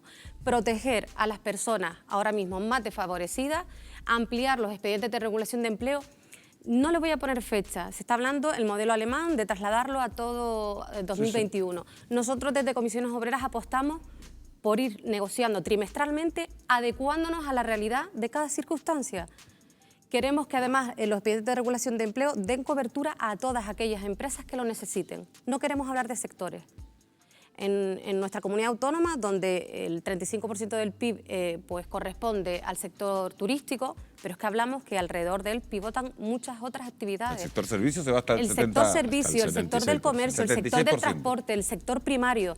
Por lo tanto, es totalmente imprescindible darle cobertura a todas aquellas empresas que lo necesitan. Esther, hasta el momento las contrataciones laborales han caído en este archipiélago un 57%. Teniendo en cuenta que el 40% del empleo lo genera el sector turístico, pues totalmente y en medio de todo eso lógico. Se sigue produciendo una oleada de cierres de establecimientos turísticos y el dato que dábamos antes que prevén una caída en el número de pasajeros en las líneas aéreas del 70%. 7 de cada 10 que venían en 2019, que se subían en un avión, que se montaban en un avión, no se van a subir. No, y además, y es que además el número de personas que ¿El gobierno de España va a terminar aceptando esos ERTEs indefinidos mientras el turismo no se recupere? Esa es la pregunta. Es que reitero, es que la alternativa son despidos, es que la alternativa son indemnizaciones, es incrementar las tasas de desempleo, que además en nuestra comunidad autónoma ya antes de la pandemia era la más alta del país. Solo detrás nuestra está Extremadura, además con los salarios más bajos. Por lo tanto, tendrá que buscar la fórmula. Y la fórmula no son solo los fondos SURE, son un incremento de los impuestos, pero con una fiscalidad progresiva, que pague más el que más tiene. Y tendremos que hablar de esos 146.000 millones de euros para el plan de reestructuración. Vamos a ver en qué lo invertimos, que sea también una oportunidad. Hablemos de turismo, por supuesto, pero un turismo de calidad. Hablemos de invertir en I+D+I, hablemos de diversificar la economía. Es que no pueden estar todos los huevos en la misma cesta, porque el problema que tenemos es ahora mismo que Canarias pende de un hilo. El gasto en prestaciones lo vas a tener, o lo tienes vía temporal o lo tienes de forma definitiva. Por lo tanto, esa es la decisión en materia de política económica, sí, sabiendo cuál va a ser su probabilidad segura. Es decir, o los tienes desempleados de forma temporal con su contrato suspendido o tienes finalizado su contrato. Porque también hay una tercera alternativa, que es por la obligatoriedad de mantener durante 6 meses a las personas contratadas. Los concursos acreedores también se están preparando, ¿eh? Es decir, es algo, y eso no es ningún tipo de amenaza, eso es una realidad que también muchas empresas no podrán soportar financieramente porque las medidas de financiación que tengan para establecer lo que es su circulante, lo que es el pago a proveedores, lo que es el día a día, no van a tener suficiente simplemente por hacia dentro de la puerta no entra nadie en que te ingrese. Y sobre los fondos SURE hay que tener en cuenta una observación. Estos no son fondos que vienen de forma no gratuitas, sino presupuestariamente dirigidas hacia las administraciones. Son fondos que dependerán de los proyectos que se presenten, claro, para poder financiar determinados tipos de actuaciones. Por lo tanto, es cierto que hay que esperar que vengan, pero el trabajo hay que hacerlo aquí. Y aquí es planteando proyectos que consoliden y estructuren la economía con bases más sólidas que hasta la fecha. Les pregunto a los dos, en estos días se están negociando nuevas condiciones para prolongar los ERTE más allá del 30 de septiembre. Estamos hablando de que el horizonte es una prórroga hasta el 31 de enero, pero encareciendo eso sí el despido de 20 a 33 días por año trabajado y que además consuman tiempo de paro. ¿Ustedes qué opinan de esto? A ver, yo creo que hay que comenzar a establecer las mismas condiciones que se hicieron en el mes de marzo. Es decir, esto no hay voluntariedad ninguna empresa quiere plantear a una persona en un ERTE si no la necesita y ningún trabajador quiere irse voluntariamente a un despido pudiendo trabajar. Ahora mismo estamos en una situación de, si consumes paro, lo que vas a generar son mayor desempleo de larga duración. Así de sencillo. O sea, ¿por qué? Porque consumirías antes esa potencialidad de los 24 meses para cobrar la prestación. Y desde la otra perspectiva de llevarlo hasta el 31 de enero, ya a día de hoy sabemos que va a ser insuficiente. La medida de ir reevaluando, dependiendo cuál va a ser la evolución de la pandemia, es decir, este debate lo que no puede ser es que a día de hoy, finalizando los ERTES el 30, se haya emplazado nuevamente la negociación a la semana que viene, porque ahora mismo las empresas que necesitas 15 días para presentar un ETOP, por ejemplo, un expediente de regulación por causas organizativas o productivas, necesitas 15 días de negociación. Ya no llegas a esos 15 días de negociación, por ejemplo. Entonces, ese tipo de incertidumbre hace que normalmente tomes una idea precipitada. Por eso, como mínimo tiene que llegar hasta el verano que viene, es decir, porque todo el mundo esperaba que el rebrote, la pandemia, volviera a aparecer en el último trimestre del año, no que apareciera cuando apareció. Por lo tanto, ahora las condiciones han cambiado. Hay que convivir con la incertidumbre. Antes se planteaba el que nos ha cambiado la vida, pero es que hasta la fecha todos los modelos de reacción lo que han hecho es que la incertidumbre era una variable que no existía y que todo lo tenía perfectamente controlado. Lo que pensaba ayer no tiene por qué ser válido para lo que pienso mañana. Lo que tengo que tener es la capacidad de reacción y eso te lo da el conocimiento y la agilidad en la gestión. Y esas dos cosas justamente ahora no son las que más abundan. A ver, la verdad es que cada vez la negociación pues, se torna un poco más con más dificultad, pero creo que en estos meses de pandemia los agentes sociales hemos sido sumamente responsables, hemos apartado nuestras diferencias y nos hemos puesto a trabajar y estamos convencidos de que vamos a llegar a un acuerdo que permitan ampliar los expedientes de regulación de empleo por fuerza mayor, los ETOP, en las mismas condiciones que en marzo. Es prioritario. Ahora sí, lo que le hemos trasladado al Ministerio es que es totalmente fundamental que se le dé cobertura al 70% a esas prestaciones. ¿Por qué? Porque a partir de 180 días después de la reforma de 2013 del Partido Popular, estas personas van a cobrar el 50% de las prestaciones y además de salarios que son, reitero, muy bajos, bajísimos. Hay que darle esa cobertura al 70% y quiero aprovechar y denunciar una circunstancia que estamos padeciendo en Canarias, trabajadores y trabajadoras del sector de la hostelería, que por errores el Real Decreto 24/2020 establece una serie de modificaciones a la hora de recuperar a personas trabajadoras de los ERTE, sacarlas de los ERTE. Pues ha habido unos errores por parte de algunos hoteles que va a suponer que muchísimos trabajadores y trabajadoras de Canarias del sector hotelero no cobren sus prestaciones en el mes de septiembre. Es algo que es totalmente intolerable. En un mes, además, donde nos afrontamos los gastos escolares, además de los gastos que tenemos ordinarios cada mes. Exigimos que la Administración actúe de una vez por todas, que los hoteles y que las empresas, esas que han tenido beneficios extraordinarios en las vacas gordas, con 16 millones de turistas que venían a nuestro archipiélago, que no distribuían para nada la riqueza. Es el momento de arrimar el hombro, y de ayudar a todas esas personas que se van a quedar sin prestación. José Luis, te quería hacer un matiz rápido, si te pido, José Luis, porque tenemos que ir a otro tema. Yo creo que, aunque se ha separado un poco en la mesa la parte económica y la parte sanitaria, si nos centramos un poquito, en este momento tendría que casar. Imaginemos que hubiéramos sido capaces, por haber puesto los suficientes recursos en atención primaria y estar dotados, tener la capacidad de rastreo adecuada y evaluar lo que se está haciendo en el sistema sanitario para no haber llegado a una situación en la que los niveles de contagio son tan altos, probablemente la economía no estaría tan debilitada. En estos momentos, actuar preventivamente y dotar de recursos para no llegar a esta situación y económicamente ponerlo ahí, nos hubiera ahorrado muchísimos problemas. Es que se ha jugado a incompatibilizar la economía con la sanidad.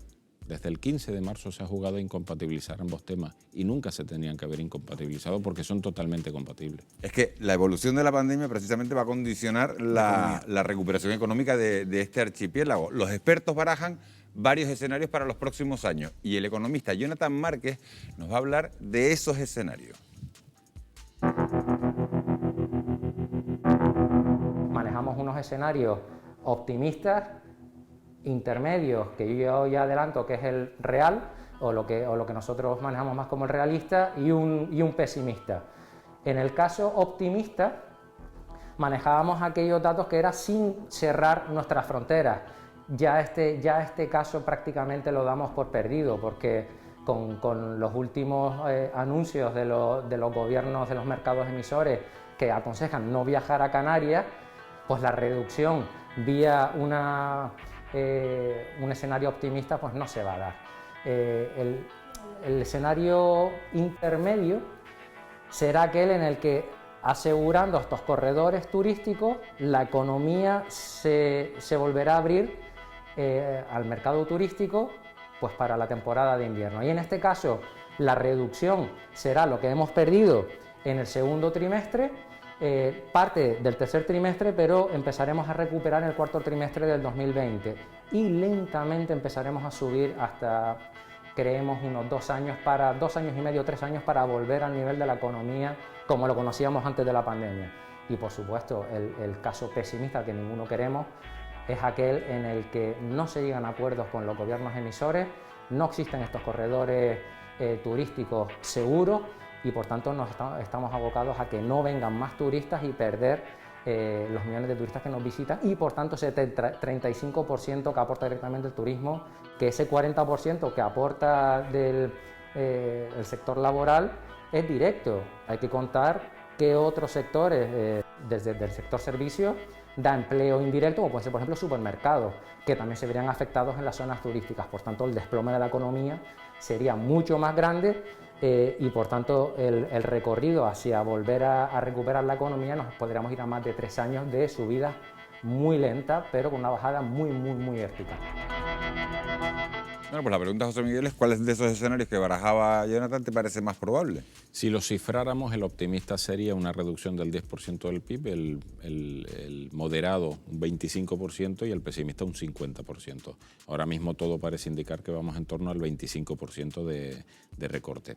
Ahora bien, todo dependerá también de la evolución justamente de la pandemia. Es decir, si logramos controlar la evolución de la pandemia en Canarias y aquellos países emisores pues levantan el veto a que puedan haber corredores seguros con nuestro archipiélago, la temporada de invierno se pueda salvar. Si al final no existen esas gestiones político-sanitarias, llamémoslo así, pues obviamente peligra la situación de la temporada de invierno, sobre todo por el dato que dabas antes. Ya no solo hay disminución de las líneas aéreas, sino también disminución de la demanda del consumo de esas líneas aéreas. Le pregunto a los dos, Esther, la frase más repetida entre nuestros dirigentes es que no se va a quedar nadie atrás. ¿Es más un deseo que una realidad? Yo creo que sería, vamos a pasar de las palabras a los hechos y que sea esto real. La verdad que tenemos una situación tan complicada, creo que somos con diferencia la comunidad autónoma más afectada, fundamentalmente por nuestra vinculación al sector turístico. A las puertas de comenzar nuestra temporada alta, que continúe todo en el aire, que tengamos estas restricciones de nuestros países emisores de turistas, que establecen una cuarentena de aquellas personas que nos visitan, pues nos ponen en una situación muy complicada. Yo pues también tengo que decirlo, la ciudadanía tenemos que asumir nuestra responsabilidad, no hemos hecho las cosas bien. Efectivamente habrá sido una parte minoritaria, pero es una minoritaria que ha hecho mucho daño y ya está bien de estar echándole siempre culpa a terceros. Tenemos que asumir también la responsabilidad que como ciudadanos nos toca. Primero, por supuesto, la seguridad y la salud de la ciudadanía, siempre. Pero es que la economía, desgraciadamente, también es salud, está muy vinculada a la salud. ¿No se va a quedar nadie atrás, José Miguel? Vamos, sería ilógico que dijeran lo contrario, es que justamente para eso... Sí, una cosa es lo que digan y otra cosa es la realidad o el panorama que nos vayamos a encontrar. ¿Tú crees que no se va a quedar nadie atrás? No creo que nadie se quede atrás, pero eso es más un deseo, pero yo sí creo que se va a quedar atrás. Los gráficos que están apareciendo en forma de V, ahora mismo hay una nueva forma, que es la forma de K, que son brechas que se van abriendo. Bien, por ejemplo, antes salía el tema de la discapacidad. Eso es un obstáculo más que puede generar una brecha adicional, como puede ser otro tipo de sectores económicos que en lugar de avanzar, pues retroceden justamente o bien porque los expulsa el mercado o bien porque la demanda no reacciona. En el ámbito comercial a nadie se le niega que va a ser un verdadero problema. Yo la especialización productiva yo no la veo un problema en estos momentos. O sea, en estos momentos obviamente son todos los sectores, pero aquellos que tengan músculo y que estén mejor predispuestos y posicionados, pues podrán salir no reforzados, pero al menos supervivientes. Pero hay muchos sector, sobre todo tejido, pequeña y mediana empresa, autónomo, en donde probablemente no vayan a poder soportar las cargas que decíamos antes simplemente del pago diario de sus propios proveedores. ¿Por qué? Porque no tienen ingresos. Sí. Casamos mucho el tema económico y el tema sanitario. Si consiguiéramos controlar las cifras, seguramente estaríamos hablando de otra cosa. Y yo ahí voy a repartir un poquito, no culpas, pero sí responsabilidades con 2 ejemplos. Hace poquito, un conjunto de expertos, epidemiólogos y científicos, le proponían al Gobierno de la Nación de España, evaluemos lo que ha pasado. Porque lo que ha pasado en España en esta segunda ola, adelantándose, y las cifras que tenemos diferentes al resto de los países europeos y que han condicionado parte de la caída y en Canarias también, proponían una evaluación independiente, de expertos o internacional. En estos momentos, ese grupo de expertos va a sacar un segundo artículo en una revista de ámbito internacional instando a que continuemos con ello, desarrollando herramientas para que pueda evaluarse. El gobierno no ha dicho ni que sí ni que no, pero es que estamos tardando en hacer esa evaluación. Eso por un lado, y eso digamos que para el gobierno, pero que para la ciudadanía, y un ejemplo sirve. Nos acordamos de la economía, de lo mal que vamos y de que hay que facilitar todos los recursos para que las desigualdades no lleguen y lo controlemos. Pero podemos poner un ejemplo. Ahora se está planteando un debate en los padres porque en determinados barrios, en determinadas zonas de Arrecife, sobre todo de Lanzarote y de Gran Canaria, se plantea la necesidad de hacer un PCR a los niños para tener una mayor seguridad en la entrada a la escuela y garantizar ese control.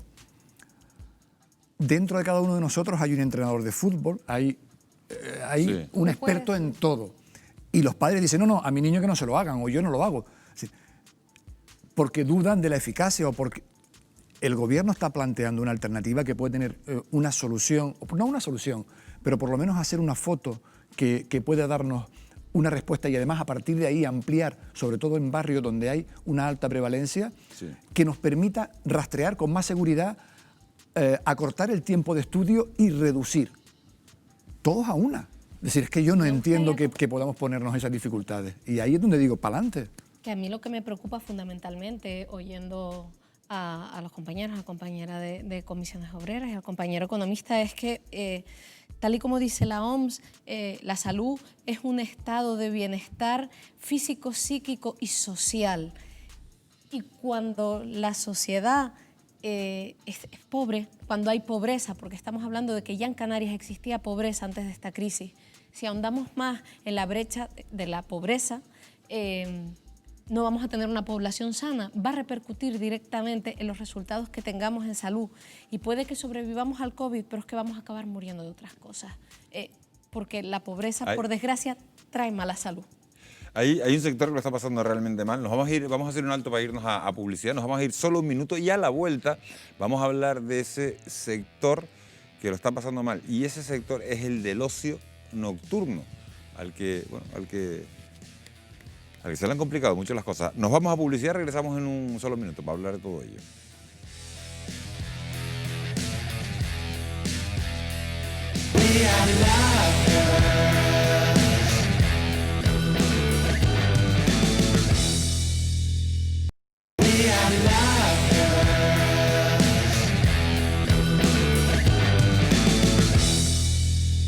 Un sector que vive en el alambre desde hace meses es el del ocio nocturno. Sobre él han incidido una y otra vez las restricciones que se han venido implantando al detectar que esta actividad es uno de los factores que más ha contribuido a expandir el virus. Ahora, los empresarios quieren impulsar cambios que eviten que se les demonice y que les permitan sobrevivir a la pandemia. Nuestro compañero Pablo Chueca está con uno de esos empresarios. Muy buenas noches, Pablo. Buenas noches, Miguel Ángel. Estamos con José Juan Gutiérrez, miembro de la gestora Canarias de Noche, precisamente constituida para demandar que se suavicen las medidas impuestas al ocio nocturno en Canarias. Buenas noches, José Juan. Buenas noches, Pablo, y buenas noches a todos los oyentes. Para empezar, una radiografía del sector. ¿Cuál es la situación actual del ocio nocturno en las islas? Bueno, pues el ocio nocturno en Canarias, en paz descanse, como diría un amigo, estamos en una situación muy crítica. En la asociación actualmente englobamos casi un 95% de lo que es el sector, que hablamos de unas 650 sociedades. Estos son 6.800 puestos directos, empleos directos, que no quiero ya hablarte de los indirectos, ¿no? Con lo cual, muy crítico porque estamos parados, por supuesto. El Gobierno de Canarias en su momento tomó medidas restrictivas en el sector del ocio nocturno por esos sucesivos focos de contagio que se registraron una vez abiertos los locales de ocio nocturno. ¿Estarían preparados ahora para garantizar la seguridad? Siempre hemos estado preparados, desde el minuto uno. De hecho, fuimos pioneros a través de la Asociación España de Noche en crear un catálogo donde se prevenía todo el tema de COVID, ¿no? Con todo en posición, de normas y eso para poder implantarla. Los más optimistas sitúan el final de las medidas de distanciamiento en el segundo semestre de 2021. ¿Ustedes creen que podrán abrir sus puertas antes? ¿Han presentado algún protocolo para poder adelantar esta reapertura? Hombre, hablar del segundo semestre de 2021 sería una catástrofe, ¿no?, para el sector, ya que pienso que casi el 70% de las empresas estarían en quiebra.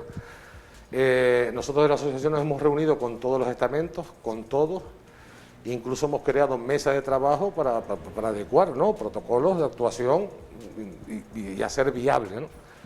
Pero bueno, para la fecha ya solo nos queda reunirnos con el rey, ¿no?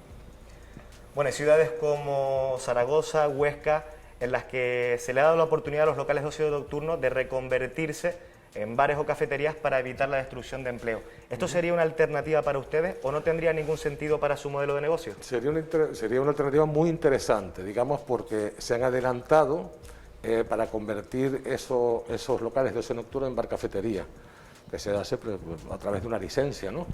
Una licencia, hombre, que te da la posibilidad de poder estar activo. No ganar dinero, pero por lo menos sí mantener algunos puestos de trabajo y seguir en el mercado, ¿no? Yo creo que sería, vamos, por parte del gobierno de Canarias sería una solución importante. Muy importante.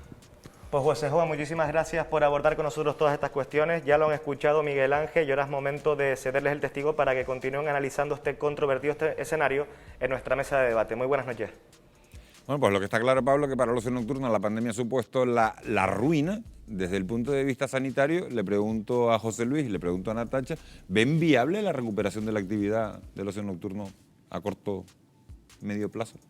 Tienen que haber cambios, pero si se ponen las pilas y se hacen cambios para garantizar ciertas cosas, pues es posible que algo se pueda hacer. Hay una de las cosas que también he insistido en otras ocasiones, es tener mucha información, saber hasta qué punto determinado tipo de procedimientos, de formas, realmente están influyendo y hasta qué punto están influyendo para poder atajarlos y controlarlos.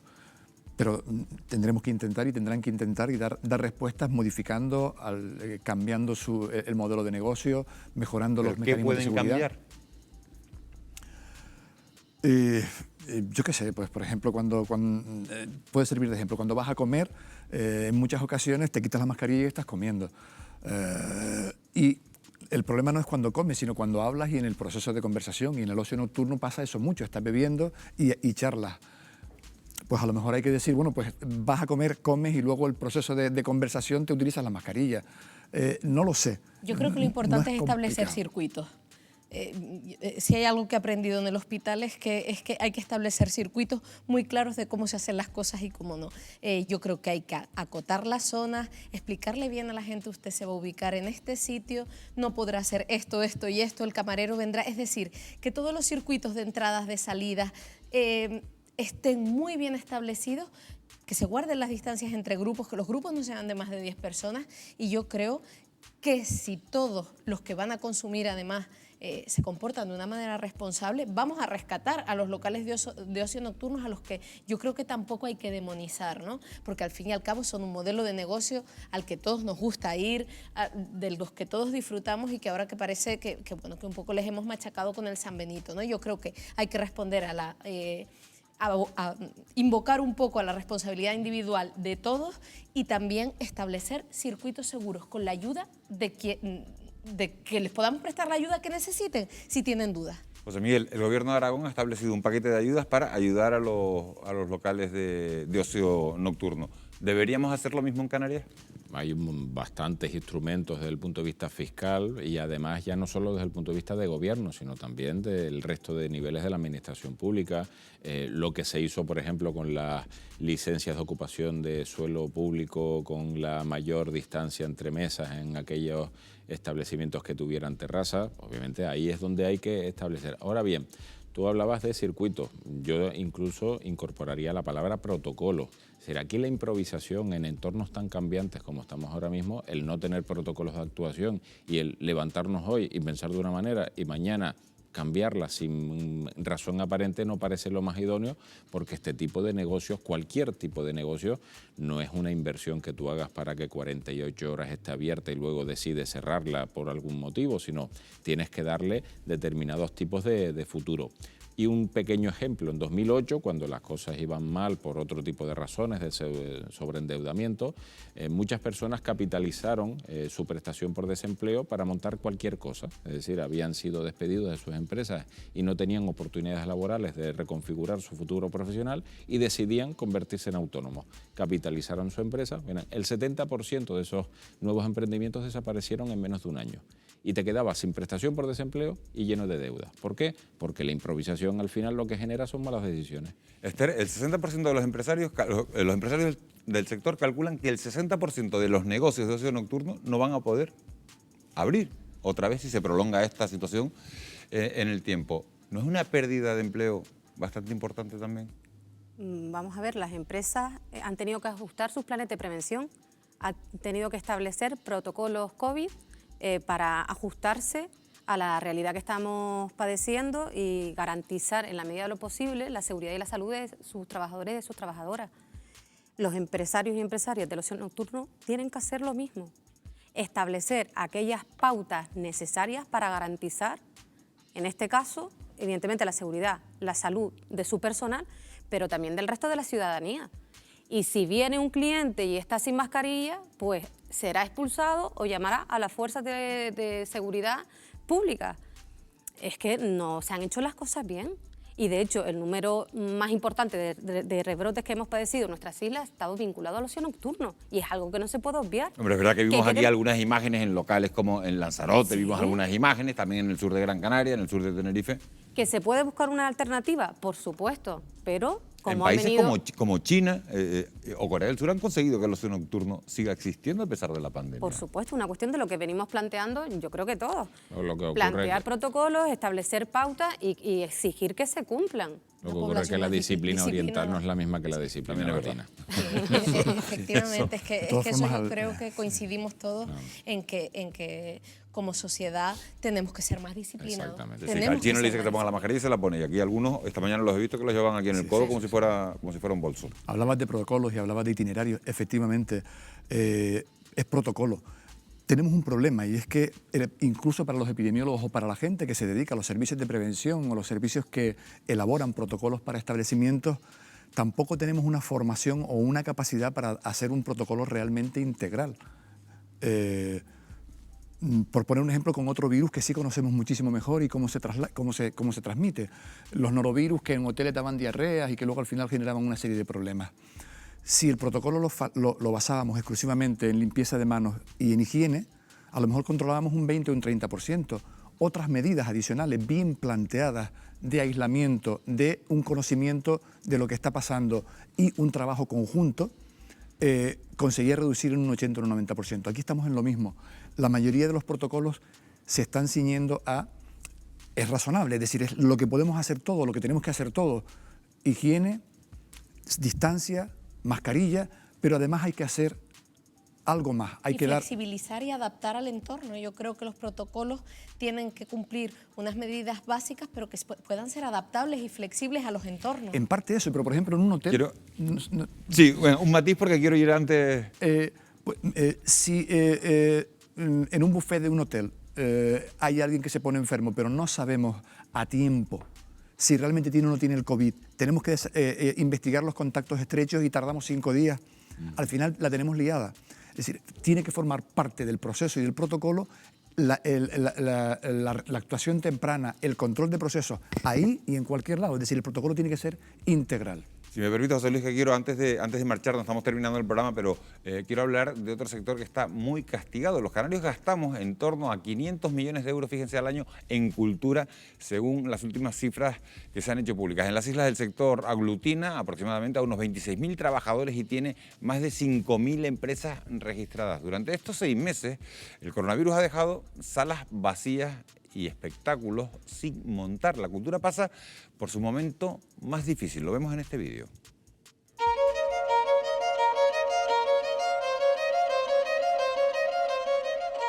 El baile, el arte, la música, la vida cultural se resiente ante el avance de la pandemia.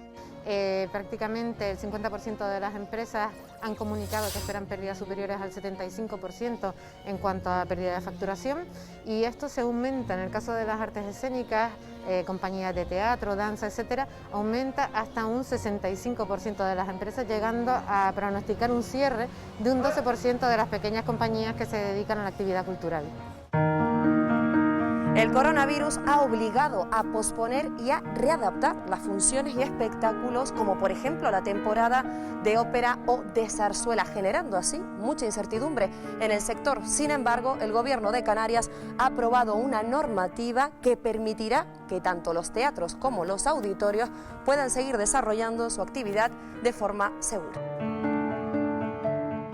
Todos los espacios, esa infraestructura cultural estable debe presentar ese protocolo de cómo va a gestionar la actividad que se desarrolla dentro del espacio, y es el comité interdepartamental que se forma dentro de la propia Consejería de Sanidad, Servicio Canario de Salud, Salud Pública, y es ese comité el que hace la valoración sobre ese permiso único.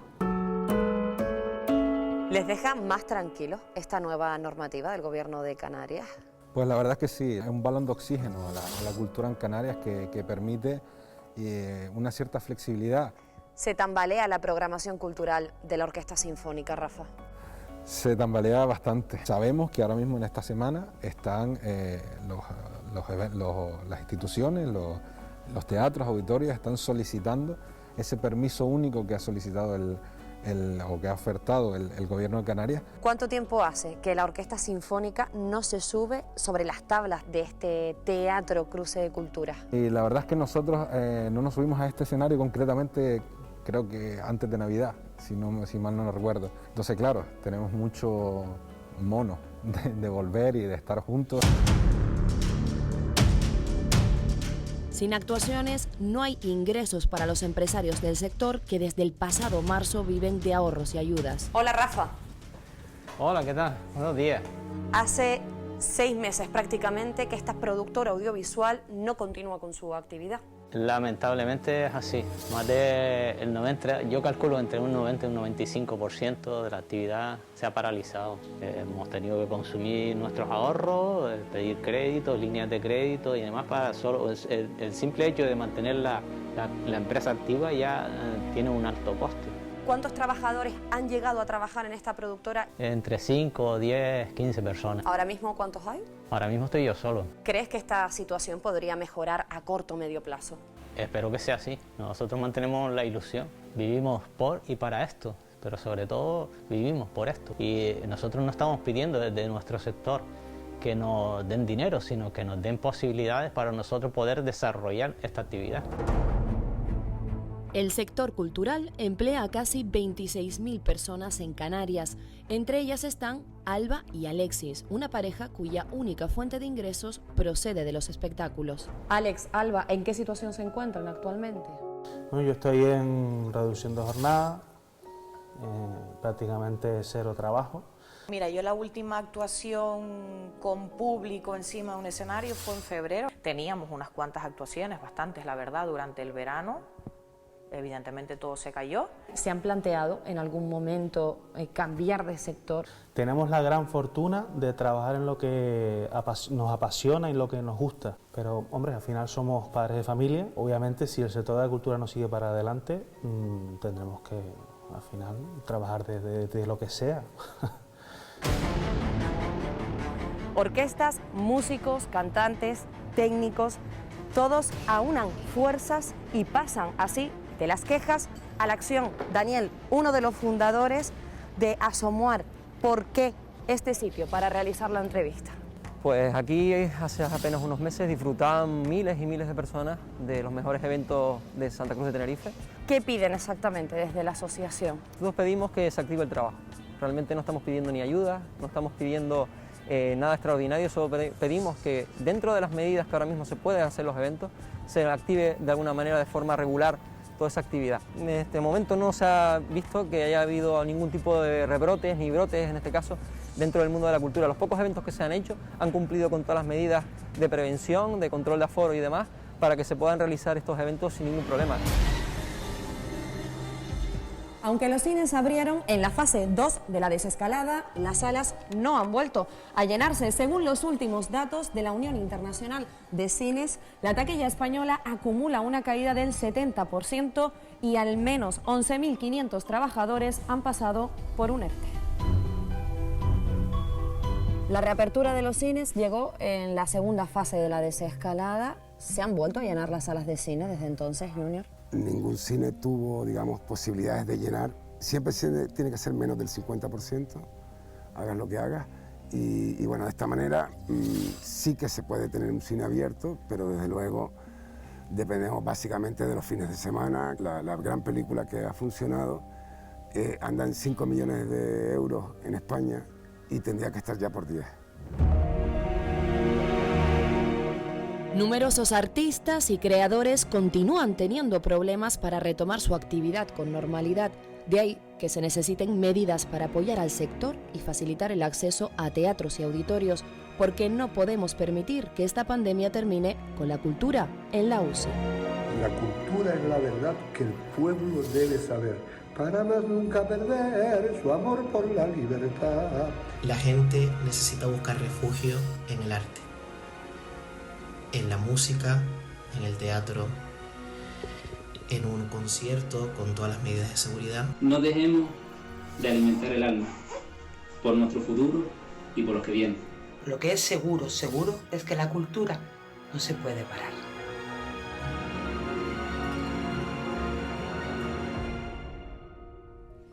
Bueno, pues precisamente esta tarde se han producido concentraciones en 28 ciudades españolas de manera simultánea. Algunas de esas ciudades canarias, se pedían ayudas, pero no solo ayudas, sino se pedía también la revisión de los aforos porque, bueno, les parece un poco absurdo a la gente del mundo de la cultura que en un avión o que en una guagua se permita sentar a 2 personas juntas y no se puede hacer eso en un cine o en un teatro. Realmente, viéndolo así, pues tienen toda la razón, ¿no? Después hay que considerar otras variables como el tiempo. Es decir, cuánto tiempo vas a estar en una guagua, cuánto tiempo vas a estar en un avión, renovación del aire en el avión, trazabilidad de las personas que tienes alrededor. En el caso del avión, yo creo que hay que considerar todos esos factores, pero desde luego si hay establecimientos en los que se pueden poner una serie de requisitos para poder aumentar los aforos. ¿Habría que revisarlo? Les pregunto de manera breve porque nos quedan 2 minutos para irnos. ¿Habría que revisarlos, los aforos? Sí. La clave está en el análisis de riesgos en cada circunstancia. En otros ámbitos, como por ejemplo el de seguridad alimentaria, antes era formación en manipulación de alimentos a todo el mundo. Ahora se habla de un sistema de autocontrol en el que analiza el sistema de producción de cada cual y en función de ese sistema actúa. Ahora mismo los protocolos que se aplican frente a COVID son genéricos, tenemos que profundizar en la calidad. Hay algunos casos, José Luis, que te piden el teléfono, para ir a un concierto te piden el teléfono, te piden, un montón de datos. Es una parte, sí. Para poder llevar a cabo los rastreos después. Sí. Pero si analizas los riesgos y, como decía Natacha, si determinas la capacidad de renovación del aire, la trazabilidad de las personas que están sentadas, probablemente podemos cumplir los mismos requisitos de un vuelo que de un establecimiento. Esther, ¿habría que revisar los aforos del sector cultural? Sí, totalmente. A mí me gustaría poner en valor en lo que significa la cultura y cómo enriquece a la sociedad. Es totalmente fundamental. También, evidentemente, por el número de personas trabajadoras que además fueron los primeros que pararon por esta pandemia. Sí que hay que dar cobertura. Tenemos experiencias, por ejemplo, en el Ayuntamiento de Las Palmas de Gran Canaria, donde la agenda cultural ha seguido en marcha, donde no ha habido ni un solo caso de contagio. Por lo tanto, estableciendo las pautas oportunas, tenemos que darle cobertura a José Miguel, en 10 segundos, porque nos vamos. Sí, al igual que se hizo con el estado de alarma en un inicio, en donde se nos confinó a todos y se nos inmovilizó y después progresivamente se fue abriendo porque los resultados eran mejores. En este caso yo creo que habría que hacer lo mismo. José Miguel González, muchísimas gracias por haber estado hoy en Fuera de Plano. Natacha Sujanani, muchas gracias por haber venido, por haber repetido. José Luis Arocha, un auténtico placer tenerlo en esta mesa. Muchas gracias. Te volveremos a llamar, volverás a estar aquí algún jueves más. Señores, muchísimas gracias por haber estado ustedes al otro lado de la pantalla. Son las 12 menos 2 minutos de la noche. Que tengan ustedes un muy feliz descanso. Si les apetece, volvemos a encontrarnos aquí Fuera de Plano el jueves que viene. Muy buenas noches.